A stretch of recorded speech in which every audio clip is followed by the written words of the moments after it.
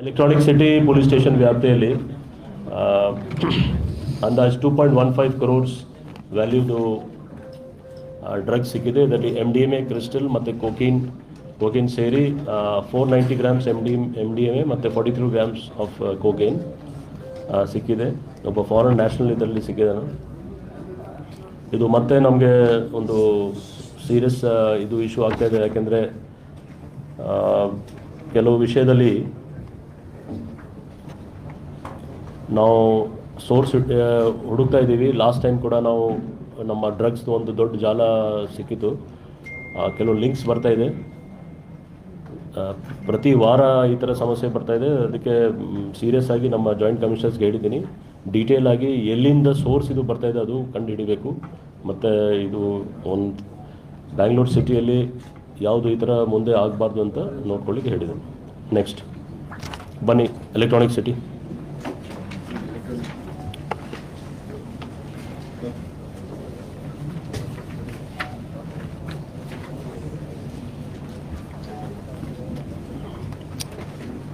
ಯಾಕೆ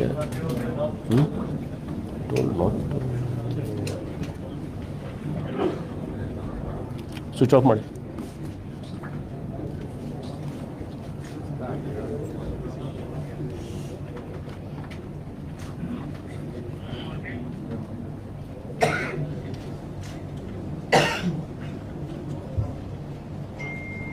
okay, thank you.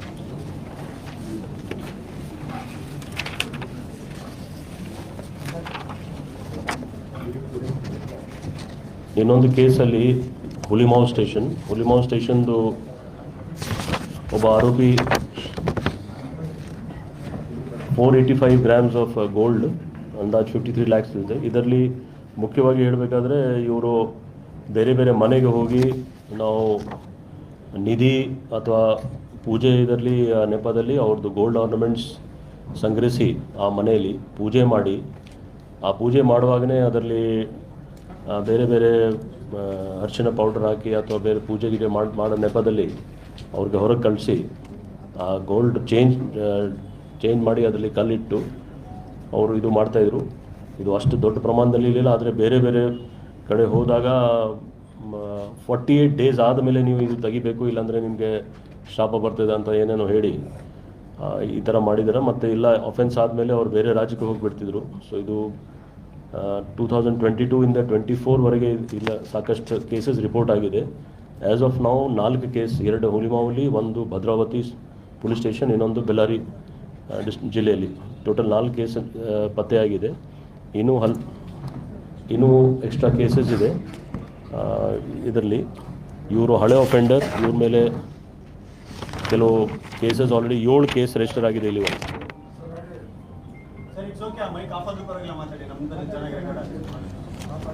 Total 7 cases ಇವ್ರ ಬಗ್ಗೆ. ಇದು ಮೈಕ್ ಕೊಡಿ.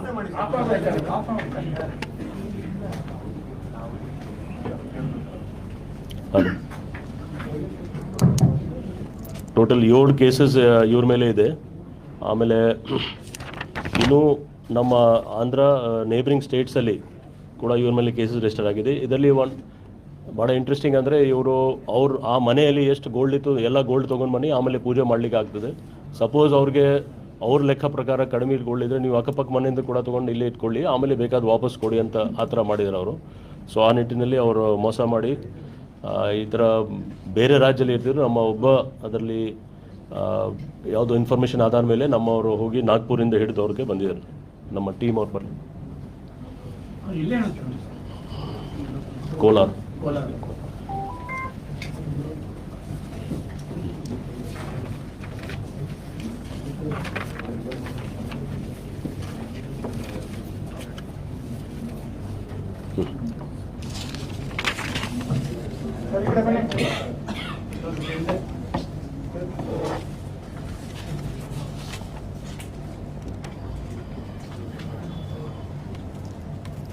Okay, thank you. ಇನ್ನೊಂದು ಕೇಸಲ್ಲಿ ಕುಂಬಲ್ಗೋಡ್ ಪೊಲೀಸ್ ಸ್ಟೇಷನ್ ವ್ಯಾಪ್ತಿಯಲ್ಲಿ ಇದು ನಾವು ಮೊನ್ನೆನೇ ಒಂದು ಮೀಟಿಂಗ್ ಮಾಡಿದ್ದೀನಿ ಪಟಾಕಿ ಬಗ್ಗೆ, ಲೈಸೆನ್ಸಿಂಗ್ ಮತ್ತು ಯಾವ ರೀತಿ ಸ್ಟೋರೇಜ್ ಇರಬೇಕು, ಪ್ರತಿಯೊಂದು ಬೇರೆ ಬೇರೆ ಇಲಾಖೆಯವರು ಬಂದು ಅವರು ಹೇಳಿ ಹೋಗಿದ್ರು. ಆದರೆ ಇದು ಒಂದು ಕೇಸ್ ಸಿಕ್ಕಿದೆ ಈಗ ಸದ್ಯಕ್ಕೆ. ಇನ್ನೂ ನಮ್ಮ ಎಲ್ಲ ಪೊಲೀಸ್ ಅವ್ರಿಗೆ ಹೇಳಿದ್ದೀನಿ, ಅಂದಾಜು 10 ಲಕ್ಷದ ಪಟಾಕಿ ಇದು ಅವ್ರ ಮನೆಯಲ್ಲಿ ಸ್ಟೋರ್ ಮಾಡ್ಕೊಂಡಿದ್ರು. ಸೊ ಇದು ಭಾಳ ಒಂದು ಸೀರಿಯಸ್ ಇಶ್ಯೂ ಇದೆ. ಈ ಹಬ್ಬ ಬರ್ತಾ ಇದೆ, ಎಲ್ಲಿ ಇಟ್ಕೊಳ್ಬೇಕು, ಆ ನಿಗದಿತ ಜಾಗ ಇದೆ, ಸ್ಟೋರ್ಸ್ ಅವ್ರದ್ದು ಲೈಸೆನ್ಸ್ ಇರಬೇಕು, ಎಕ್ಸ್ಪ್ಲೋಸಿವ್ ಆ್ಯಕ್ಟ್ ಪ್ರಕಾರ ಏನೇನು ಡಿಪಾರ್ಟ್ಮೆಂಟ್ ಕಡೆಯಿಂದ ರೆಗ್ಯುಲೇಷನ್ ಇದೆ ಆ ಫಾಲೋ ಮಾಡಬೇಕು. ಸೊ ಆ ನಿಟ್ಟಿನಲ್ಲಿ ಒಂದು ಎಚ್ಚರಿಕೆ ಇದೆ ಎಲ್ಲರಿಗೂ, ಎಲ್ಲೆಲ್ಲಿ ಇದ್ದರೆ ಮತ್ತು ಯಾರಿಗೆ ಏನು ಮಾಹಿತಿ ಬಂದರೆ ಖಂಡಿತ ನಮ್ಮ ಪೊಲೀಸವ್ರಿಗೆ ಹೇಳಿ ನಾವು ರೇಡ್ ಮಾಡ್ತೀವಿ. ಇಲ್ಲಿ ಇದು ಒಂದು ಇನಿಷಿಯಲ್ ರೇಟ್ ಆಗಿದೆ just.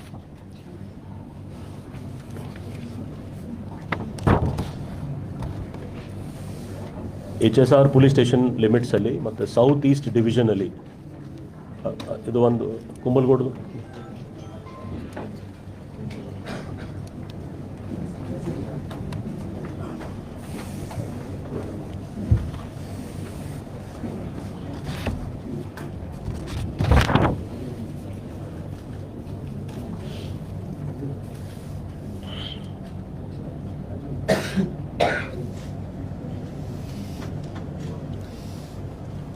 Okay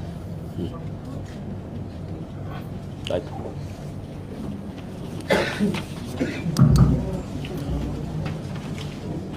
HSR police station ಮತ್ತು ಸೌತ್ ಈಸ್ಟ್ ಡಿವಿಷನ್ ಅವ್ರು ತುಂಬ ಒಳ್ಳೆಯ ಕೆಲಸ ಮಾಡಿ ಒಂದು ಟೋಟಲ್ 16 ಜನ ಅವ್ರಿಗೆ ಅರೆಸ್ಟ್ ಮಾಡಿದ್ದಾರೆ.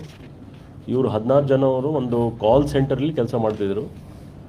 ಕಾಲ್ ಸೆಂಟರ್ದು ಆಫೀಸ್ ಇದೆ HSR ಪೊಲೀಸ್ ಸ್ಟೇಷನ್ ವ್ಯಾಪ್ತಿಯಲ್ಲಿ.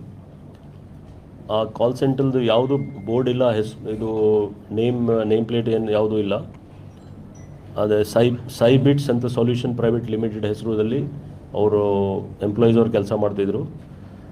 ಇದರಲ್ಲಿ ಫಸ್ಟ್ ಮತ್ತು ಸೆಕೆಂಡ್ ಫ್ಲೋರ್ ಅಲ್ಲಿ ಆಫೀಸ್ ಅವ್ರದ್ದು ಇತ್ತು. ಡೈಲಿ ಸಾಯಂಕಾಲ ಅವರು ಎಲ್ಲ ಎಂಪ್ಲಾಯೀಸ್ ಅವ್ರು ಬಂದು ಆ ಮೇನ್ ಗೇಟ್ ಅದು ಆಮೇಲೆ ಬಂದಾಗ್ತಿತ್ತು. ಊಟ ಮತ್ತು ಎಲ್ಲ ವ್ಯವಸ್ಥೆ ಅಲ್ಲೇ ಇತ್ತು ಅವ್ರದ್ದು. ಆ್ಯಂಡ್ ಬೆಳಿಗ್ಗೆ ತನಕ ಅವರು ಕೆಲಸ ಮಾಡ್ತಿದ್ರು. ನಮ್ಮದು ಕೆಲವು ಮಾಹಿತಿ ಆಧಾರ ಮೇಲೆ ನಾವು ಅವ್ರು ರೇಡ್ ಮಾಡುವಾಗ ಇದು ಒಂದು ಡಿಜಿಟಲ್ ಅರೆಸ್ಟ್ದು ಒಂದು ಪ್ರಕರಣ ಇದೆ. ಆದರೆ ಇದು ರಿವರ್ಸ್ ನಾವು ಹೇಳ್ಬೋದು. ಇಲ್ಲಿಂದ ಕೂತ್ಕೊಂಡು US, ಕೆನಡಾ ಮತ್ತು ಇನ್ನಿತರ ಬೇರೆ ಬೇರೆ ಕಂಟ್ರೀಸ್ದು ಪ್ರಜೆಯವ್ರಿಗೆ ಅವರು ಡಿಜಿಟಲ್ ಅರೆಸ್ಟಲ್ಲಿ ಸೈಬರ್ ಫ್ರಾಡಲ್ಲಿ ಶಾಮೀಲಾಗಿದ್ದರು. ಸಂಬಂಧಪಟ್ಟ ನಮಗೆ ಕೆಲವು ಡಾಕ್ಯುಮೆಂಟ್ಸ್ ಸಿಕ್ಕಿದೆ. ಆ ಡಾಕ್ಯುಮೆಂಟ್ಸ್ ಆಧಾರದ ಮೇಲೆ ನಾವು ಇನ್ನೂ ಇನ್ವೆಸ್ಟಿಗೇಟ್ ಮಾಡ್ತಾಯಿದ್ದೀವಿ. ಇದರಲ್ಲಿ 2 ಮನೆ ಕೂಡ ರೇಡ್ ಆಗಿದೆ. ಆ ರೇಡ್ ಮನೆಯಲ್ಲಿ ಪಿ ಜಿ ಆಗಿ ಅವ್ರು ಇಟ್ಕೊಂಡಿದ್ರು, PG ಆಗಿ. ಈಗ ನೋಡಿ, ಇದು ಏನೋ ಡಿಸ್ಪ್ಲೇಲಿದೆ, ಅದು ಅವ್ರದ್ದು ಆಫೀಸ್ ಪ್ರೆಮಿಸಸ್ ಇದೆ. ಯಾವುದು ಅದರಲ್ಲಿ ಹೆಸರು ಇಲ್ಲ, ಮೇಲೆದು ಎಲ್ಲ ಗ್ರೌಂಡ್ ಫ್ಲೋರ್ ಇಲ್ಲ, ಮೇಲೆದು. ಆಮೇಲೆ ಅಲ್ಲಿ ನಾವು ಸುಮಾರು ಮಾನಿಟರ್ಸ್, CPUs, ಕೀಬೋರ್ಡ್ಸ್ ಮತ್ತು ಬೇರೆ ಬೇರೆ ಇಕ್ವಿಪ್ಮೆಂಟ್ಸ್ ನಾವು ರಿಕವರಿ ಮಾಡಿದ್ದೀವಿ. ಅಲ್ಲಿ 25 ಮೊಬೈಲ್ ಫೋನ್ಸ್ ಕೂಡ ಇದೆ. ಇವರೆಲ್ಲ ಬೇರೆ ಬೇರೆ ಸ್ಟೇಟ್ ಅವರು, ಕೆಲವರು ಮಹಾರಾಷ್ಟ್ರ, ಮೇಘಾಲಯ, ಒಡಿಶಾ, ಮಧ್ಯಪ್ರದೇಶ್, ವೆಸ್ಟ್ ಬೆಂಗಾಲ್ ಮತ್ತು ಗುಜರಾತ್ ಅವರೆಲ್ಲ ಇದ್ದಾರೆ. ಅವ್ರಿಗೆ 22,000 ಮಾತ್ರ ಸಂಬಳ ಸಿಗ್ತಿತ್ತು. ಆದರೆ ನಮ್ಮ ಈಗ ಮಾಹಿತಿ ಪ್ರಕಾರ ಅವ್ರಿಗೆ ಕ್ಯಾಶಲ್ಲಿ ಎಕ್ಸ್ಟ್ರಾ ಕಮಿಷನ್ ಆಧಾರ ಮೇಲೆ ದುಡ್ಡು ಬರ್ತಿತ್ತು. ಇದರಲ್ಲಿ ಏನೇನು ಡಿಜಿಟಲ್ ಅರೆಸ್ಟಲ್ಲಿ ಅವ್ರು ಯೂಸ್ ಮಾಡೋದೆಲ್ಲ ನಾವು ಡಿಸ್ಪ್ಲೇ ಮಾಡಿದ್ದೀವಿ. ಅವ್ರಿಗೆ ಒಂದು ಸ್ಕ್ರಿಪ್ಟ್, ಪ್ರತಿಯೊಂದು ಅವ್ರದ್ದು ವರ್ಕ್ ಸ್ಟೇಷನಲ್ಲಿ ಸ್ಕ್ರಿಪ್ಟ್ ಇತ್ತು. ಯಾವ ರೀತಿ ನೀವು ಅಡ್ರೆಸ್ ಮಾಡಬೇಕು, ಯಾವ ರೀತಿ ನೀವು ಐಡೆಂಟಿಫೈ ಆಗಬೇಕು. ಸೊ ವಾಯ್ಸಲ್ಲಿ ಇವರು ಮಾತಾಡ್ತಾಯಿದ್ರು. ನಮ್ಮ ಇನ್ವೆಸ್ಟಿಗೇಷನಲ್ಲಿ ನಮಗೆ ಕೆಲವು ಆಧಾರದ ಮೇಲೆ ಮಾಹಿತಿ ಇದೆ, ಅವ್ರ ಬೇರೆ ಯಾವುದು ಸ್ಟುಡಿಯೋ ಇಟ್ಕೊಂಡಿರ್ಬೋದು. ಯಾಕೆಂದರೆ ತೋರಿಸ್ಲಿಕ್ಕೆ ನಾವು ಪೊಲೀಸರು ಇದ್ದರೆ ಅದು ಮೋಸ್ಟ್ಲಿ ಇಲ್ಲಿ ಇರಲಿಕ್ಕಿಲ್ಲ, ಬೇರೆ ದೇಶದಲ್ಲಿ ಇರ್ಬೋದು. ಇನ್ನೂ ಸ್ವಲ್ಪ ಈ 2-3 ಈ ಥರ ಸೆಂಟರ್ ಇವ್ರದ್ದು ಲಿಂಕಲ್ಲಿದೆ ಅಂತ ನಮಗೆ ಮಾಹಿತಿ ಗೊತ್ತಾಗಿದೆ.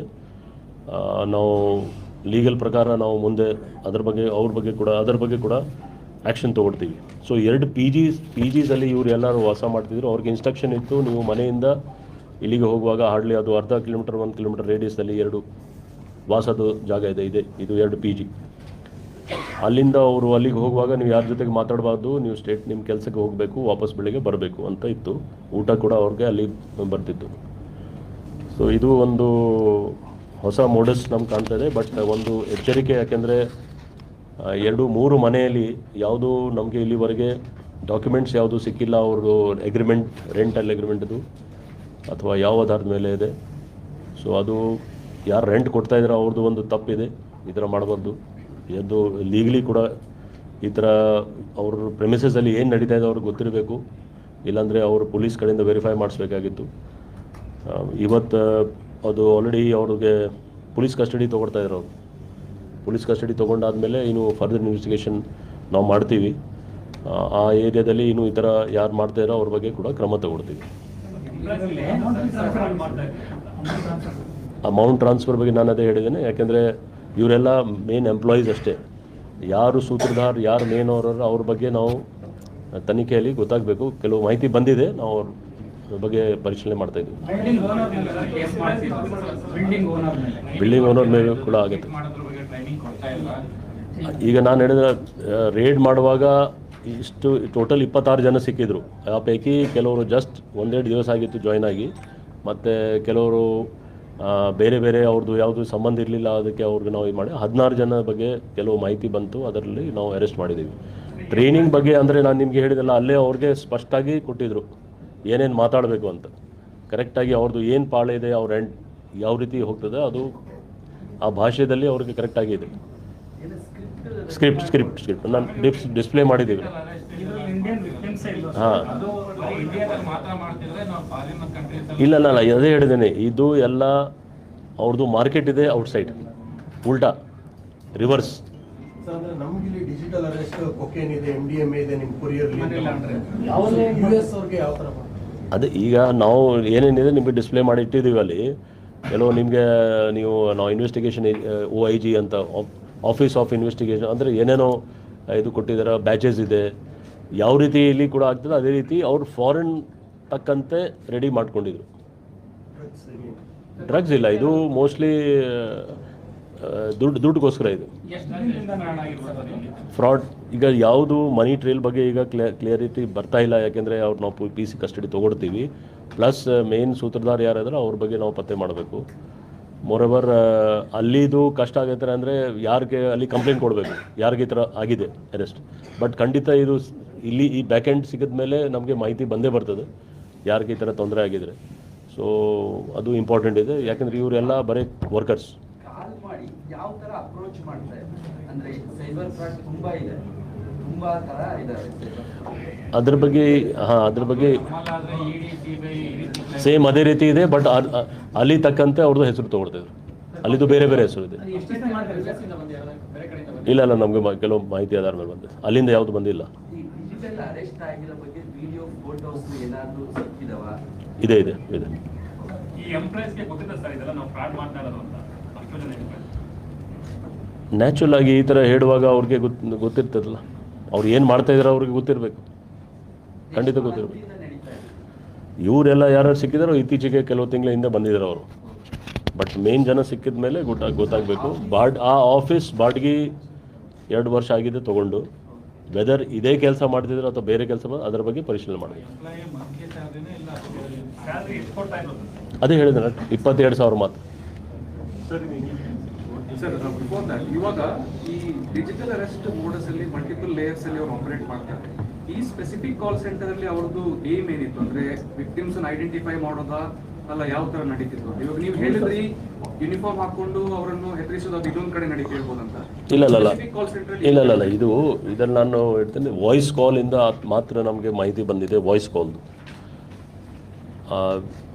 ವಿಡಿಯೋಸ್ ಏನು ಬರ್ತಾ ಇದೆ ಅಥವಾ ಸ್ಟುಡಿಯೋದು ಏನು ಸೆಟಪ್ ಇದೆ ಅದು ಯಾವುದು ನಮಗೆ ಸಿಕ್ಕಿಲ್ಲ. ಬಿಕಾಸ್ ಇವರು ಆಪ್ರೇಟ್ ಮಾಡ್ತಿರೋದು ಫಾರಿನ್ ಕಂಟ್ರೀಸಲ್ಲಿ, ಇಲ್ಲಿಂದ ಅಲ್ಲಿ ಆಪ್ರೇಟ್ ಮಾಡೋದು. So they cannot show Indian police, they have to show foreign police. So ಅದು ಪಕ್ಕಾ ಲಿಂಕ್ ಇರಬೇಕು. ಯಾವುದು ಆ ಲಿಂಕ್ ನಮಗೆ ಈಗ ಇಲ್ಲಿ ಗೊತ್ತಾಗಲಿಲ್ಲ, ಇಲ್ಲಿ ಇದೆಯಾ ಅಥವಾ ಫಾರಿನ್ ಕಂಟ್ರಿಲಿದೆ ಗೊತ್ತಿಲ್ಲ. ಬಟ್ ಡೀಟೇಲ್, ಯಾಕಂದರೆ ಈಗ initial stages, so this requires a very detail investigation.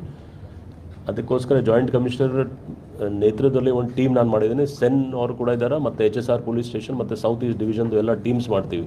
ಯಾಕೆಂದ್ರೆ ಬೇರೆ ಬೇರೆ ಇದರಲ್ಲಿ ಲಿಂಕ್ಸ್ ಬರ್ತಾ ಇದೆ, ಮಾತ್ರ ಒಬ್ಬ ಇಬ್ಬರು ಸ್ಟಾಫಿಂದ ಮಾಡಲಿಕ್ಕೆ ಆಗಲ್ಲ ಇದು.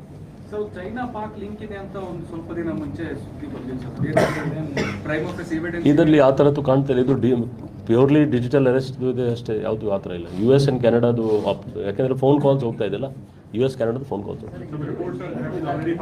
ಕೆಲವು ಕಡೆ ಪಬ್ಲಿಷ್ ಆಗಿದೆ ಅಲ್ವಾ US and Canada. ನೀವು ಹೇಳಲಿಲ್ಲ, ನಾನು ಹೇಳಲಿಲ್ಲ.